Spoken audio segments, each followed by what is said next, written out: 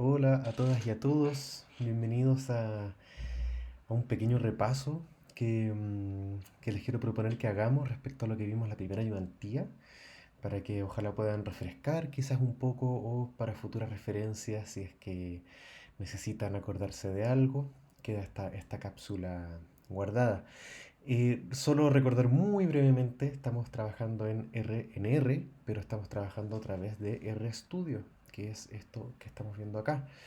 RStudio tiene cuatro principales espacios de trabajo. Los más importantes diría son estos dos de acá. El primero acá es el script, ¿ya? Aquí es donde nosotros vamos a estar editando nuestro trabajo y lo vamos a poder guardar. Y acá en la consola van a ir apareciendo los resultados.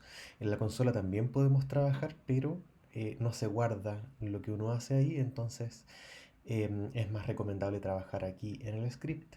Si quisieran ustedes abrir un script nuevo, tienen que ir hasta este símbolo de acá, que permite hacer un nuevo archivo. Y aquí comienzan desde cero. Y aquí pueden tener muchos scripts abiertos en distintas pestañas. Acá en la parte de la derecha es el ambiente de trabajo, donde se van a ir guardando los objetos que nosotros vamos creando.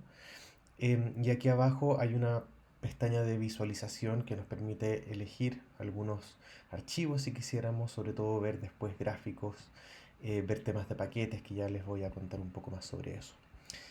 Pero partamos desde el principio. Hablábamos la ayudantía pasada de que los objetos son la unidad básica de almacenamiento.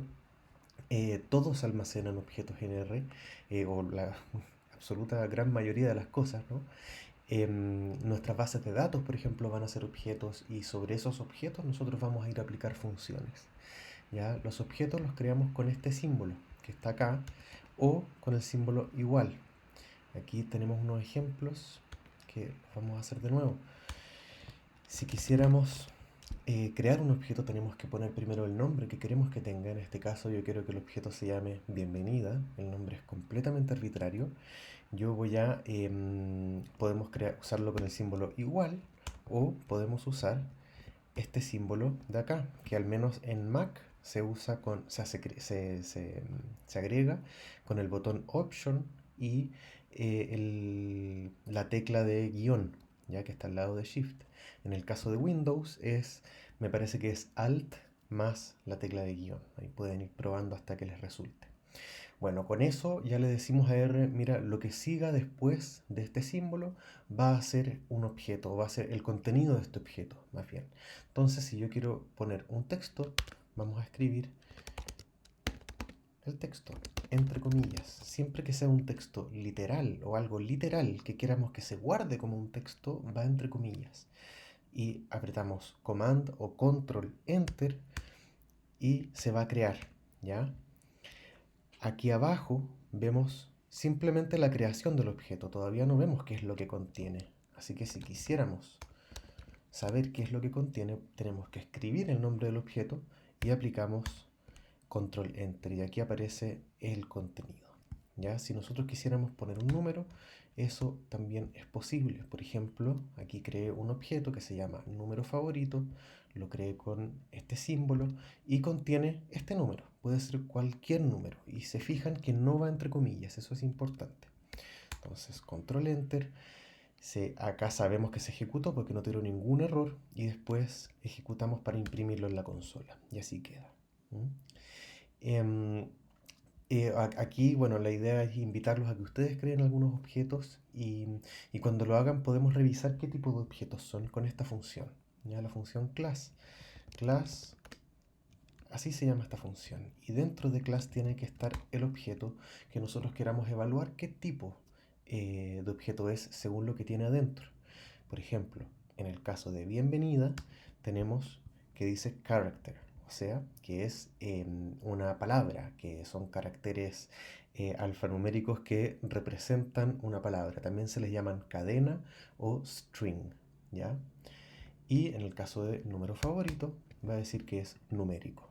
Esto es muy importante porque después cuando queramos, por ejemplo, calcular un promedio, R no nos va a aceptar que haya nada adentro de nuestro objeto que sea un carácter y no sea un número.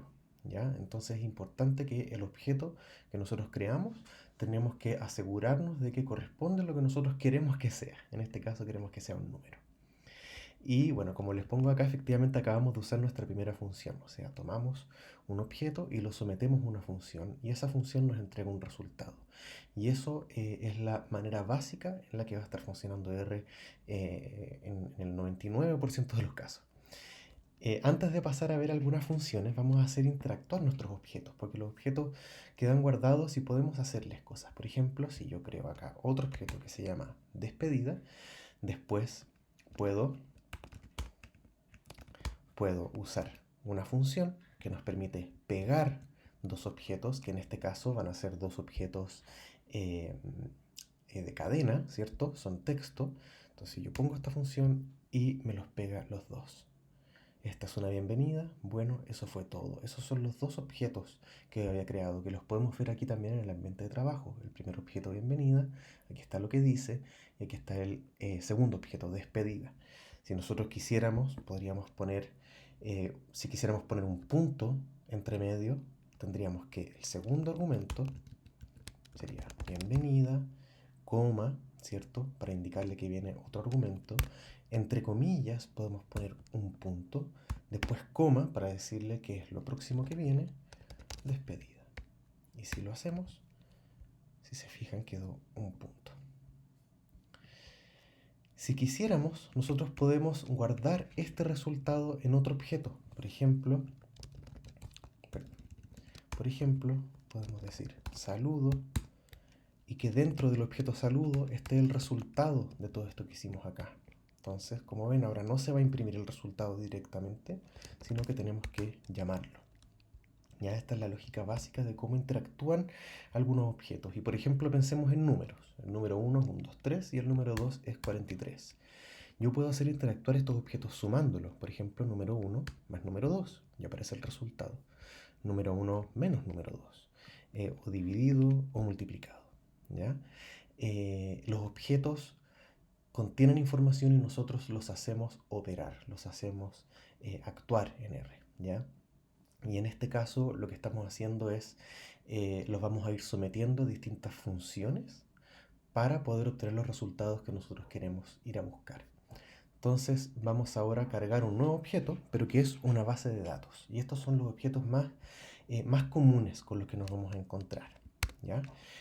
Yo les recomendé que esto, bueno, ponemos el nombre del objeto, que es arbitrario, usamos el símbolo para crear el objeto y se va a guardar el resultado de esta función. Esta función la revisamos con detalle, pero básicamente nos permite leer cierto tipo de archivos en Excel.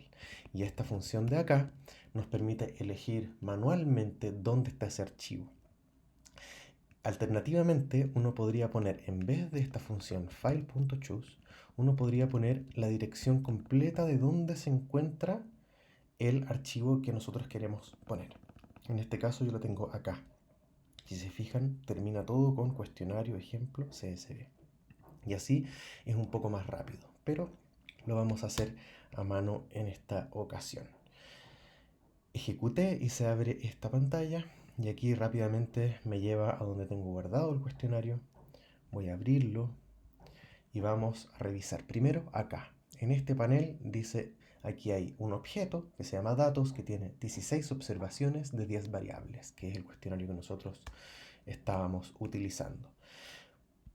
Hagamos algunas funciones interesantes que nos ayudan. Una es view, ojo que es V corta mayúscula, y eso nos permite abrir acá abrir acá nuestra base de datos, que parece más un Excel y puede ser un poquitito más amigable. También, ¿qué pasa, por ejemplo, si es que escribimos datos solamente y llamamos eso? Se va a ver de esta manera. Se ve acá en la consola. Aquí no se ve tan mal porque es una base de datos pequeña, pero cuando tengamos muchas variables y muchos casos, esto va a ser ilegible. Entonces, por eso es mejor usar funciones como view. Una función como head también ayuda, que nos permite reflejar los primeros casos para asegurarnos de que está todo ok. Si tuviéramos 10.000 casos, no van a aparecer todos, van a aparecer solo los 6. Y eso es útil. Y otra función útil es str, que viene de structure, y nos permite indagar rápidamente qué tipo de datos hay en cada uno de los elementos de mi objeto. Entonces, si yo ejecuto eso, vamos a ver que esto es un data frame, o sea, es un marco de datos que tiene 16 observaciones, 10 variables, que la primera variable se llama id y es un número entero, que sus primeros valores son 1, 2, 3, 4, eso es lo que dice ahí. El segundo se llama nombre, es un carácter, o sea, deberíamos esperar letras, palabras acá, y justamente tenemos nombres. Y edad es un entero, altura es un entero, en fin, ¿no? Entonces nos permite rápidamente lo que habíamos hecho con class, ¿se acuerdan? Ahora lo podemos hacer todo rápidamente con la función str, ¿ya?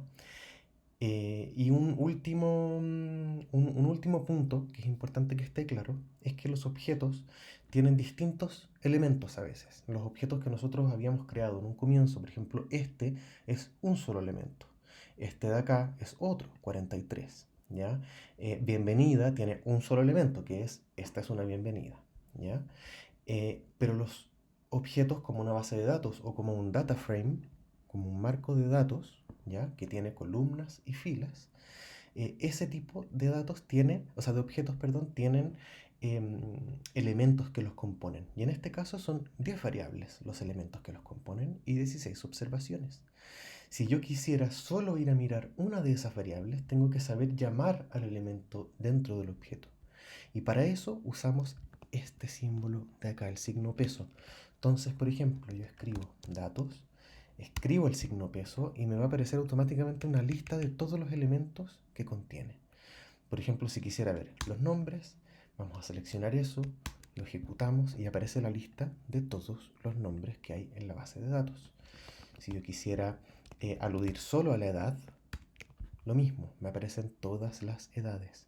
Y ya sobre esto es donde nosotros podemos empezar a hacer algunas operaciones básicas. Como por ejemplo, nos vamos a adelantar a la próxima ayudantía o un par de ayudantías más, pero veamos el ejemplo de un promedio. Todos sabemos más o menos de Wata qué es lo que es un promedio.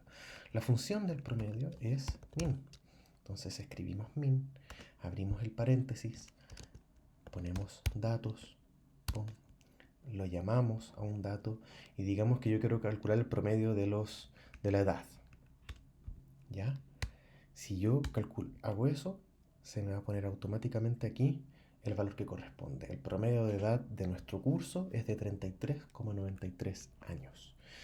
Y si nosotros quisiéramos, por ejemplo, podemos redondear también, ¿ya?